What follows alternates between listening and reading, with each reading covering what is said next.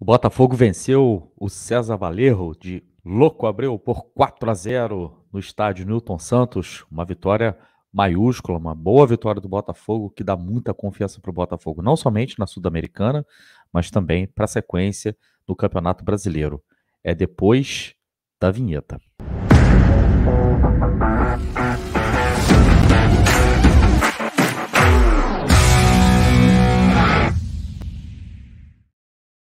Olá, Helenos e Helenas, eu sou o Társilo Delfim, estou trazendo mais alguns minutinhos de RB para vocês aqui.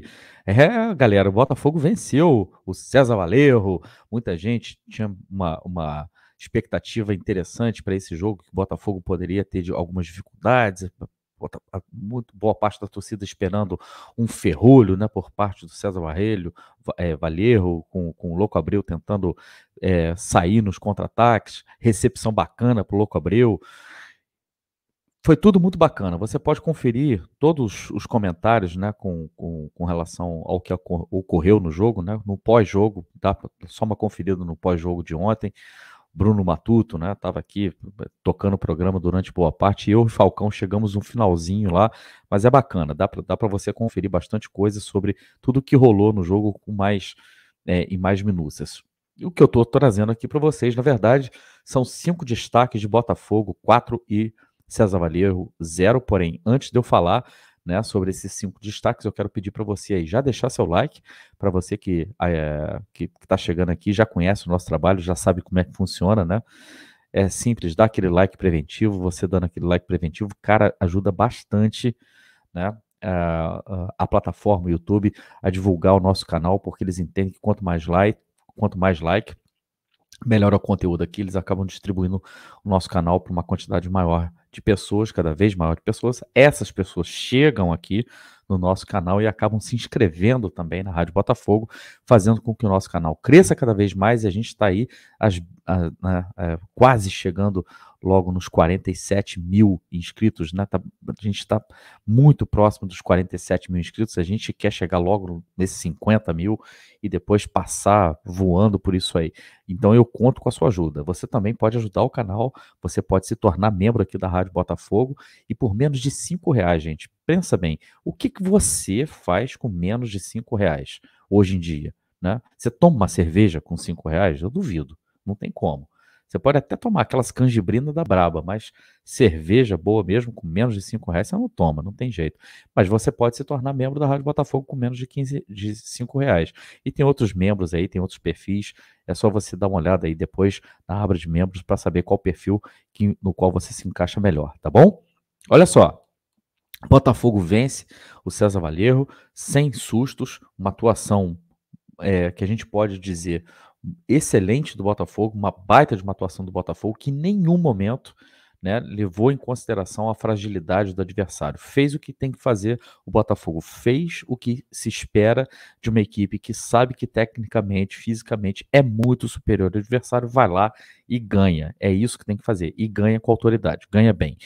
Eu vou destacar 5 coisas aqui dessa vitória do Botafogo por 4-0 sobre o César Valerro, mas eu quero deixar 2 coisas já de fora para a gente não precisar ficar muito repetitivo, porque é só você pegar meus últimos vídeos com relação a destaques do Botafogo contra as outras equipes, que vocês vão ver que eu vou falar sempre dessas 2 pessoas.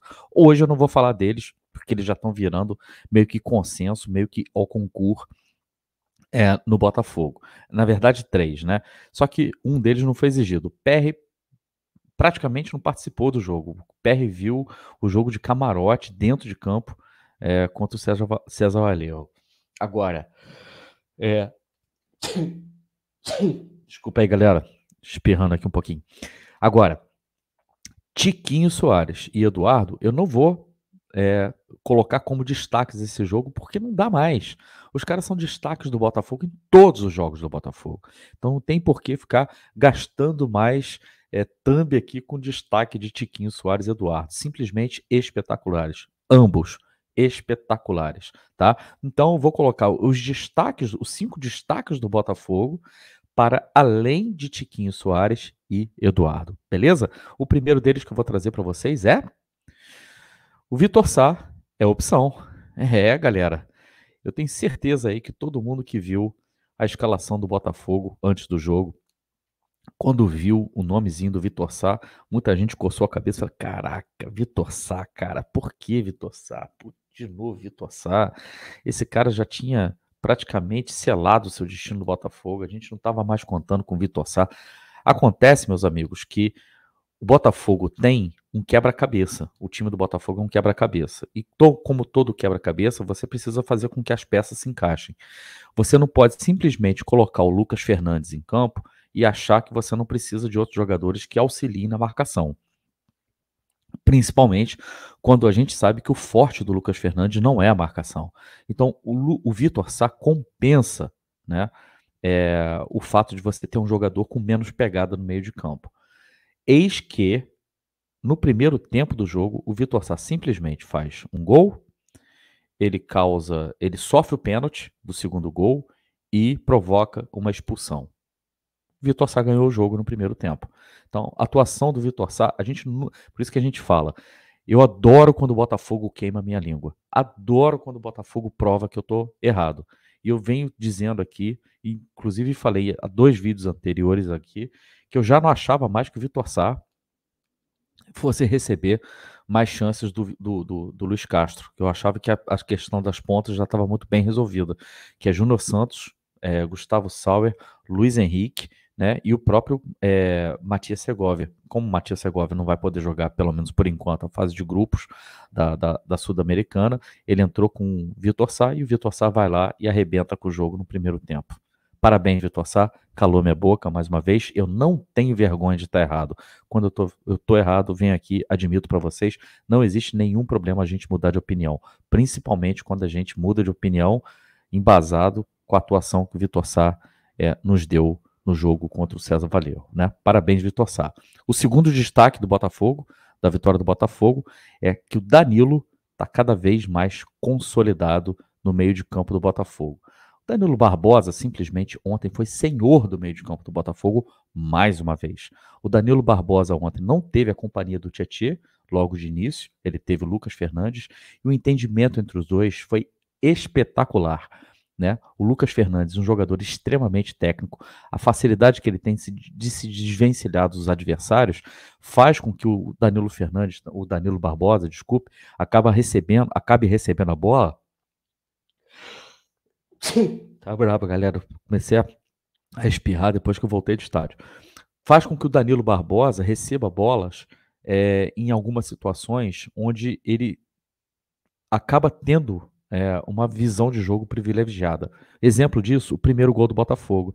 Ele recebe a bola, ele tem 2 jogadores à sua frente, a imposição física dele é muito grande, ele colocou a bola entre os 2, né, defensores do César Vallejo, e se colocou numa situação onde ele só cruzou para trás e o Vitor Sá inteligentemente, muito inteligentemente, faz o facão vindo da ponta esquerda para dentro, para concluir para gol, entrando como homem surpresa.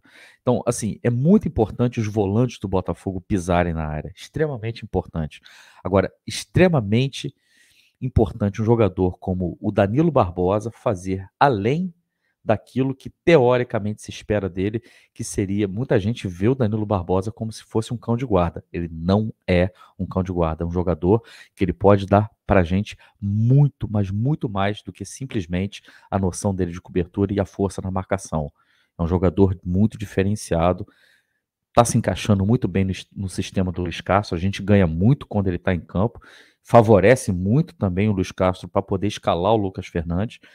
Ter o Danilo Barbosa favorece o Lucas Fernandes, né? Como a gente fala, é uma engrenagem, tá é sempre uma coisa conectada na outra, mas tem um detalhe importante. O Danilo Barbosa precisa se manter em forma, ele não pode se contundir. E era um jogador que tinha contusões assim muito recorrentes que atrapalhavam demais a sequência nele. Por isso que a gente não via o Danilo Barbosa jogar essa bola que ele está jogando hoje. Já são 2 partidas, contra o São Paulo e contra o César Vallejo. 2 partidas do Danilo Barbosa que ele foi senhor do meio de campo, que ele comandou as ações do meio de campo do Botafogo com muita autoridade. Danilo Barbosa é mais um destaque. E, como eu já falei do companheiro dele, já vou colocar aqui logo de cara, o Lucas Fernandes, que precisa de confiança. Basicamente é isso. Para ele brigar por uma posição ali no meio, ele tem que provar para o Luiz Castro, que ele não é somente um jogador que joga com a bola no pé. Ele precisa ser um jogador que joga com deslocamento. Ele precisa ser um jogador que joga também no momento que precisa fechar em cima do adversário, marcar o adversário, roubar bolas.